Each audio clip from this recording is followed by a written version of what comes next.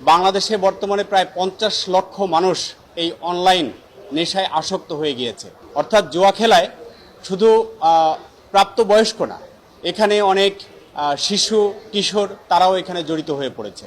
এই সব কর্তৃপক্ষের চোখের সামনে এই অনলাইন জুয়ার আসর বসছে, তারা বিজ্ঞাপন দিচ্ছে, আমাদের বড় নামি দামি সেলিব্রিটি তারা বিজ্ঞাপন দিয়ে এগুলো প্রমোট করছে, যেটি কিন্তু আমাদের বাংলাদেশের প্রচলিত আইনের পরিপন্থী এবং শাস্তিযোগ্য অপরাধ।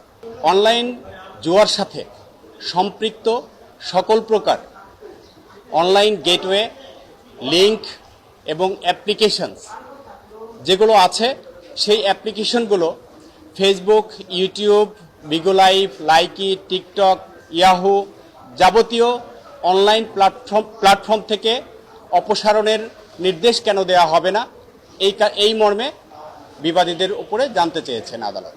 বাংলাদেশে অনলাইন জুয়ার ভয়াবহতা প্রতিরোধে ল অ্যান্ড লাইফ ফাউন্ডেশনের পক্ষ থেকে একটি রিট পিটিশন দায়ের করা হয়েছে। সেই রিটের প্রাথমিক শুনানি নিয়ে আজকে আদেশ দিয়েছেন মাননীয় আদালত। বাংলাদেশের অনলাইন জুয়া বন্ধে Facebook, Google, YouTube, Likee, Bigo Live সহ সকল প্রকার সামাজিক যোগাযোগ মাধ্যম এবং ইলেকট্রনিক মিডিয়ার অনলাইন প্ল্যাটফর্ম থেকে অনলাইন জুয়ার সাথে সম্পৃক্ত সকল প্রকার গেটওয়ে, লিংক, অ্যাপ্লিকেশন এগুলো বন্ধে এবং অপসারণে কেন নির্দেশ দেওয়া হবে না, সেই মর্মে রুল জারি করেছেন আদালত।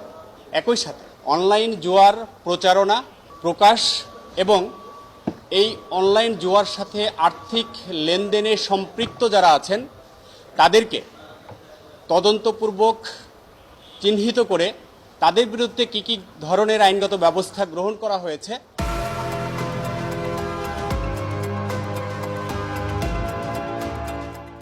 সেই বিষয়ে আগামী 30 দিনের মধ্যে হলফনামা আকারে কোর্টে দাখিল করার নির্দেশনা দিয়েছেন আদালত। অনলাইন ফেসবুক, অনলাইন গ্যাম্বলিং বাংলাদেশের একটি মরণঘাতী বিষয় হয়ে দাঁড়িয়েছে। আমাদের তথ্য মতে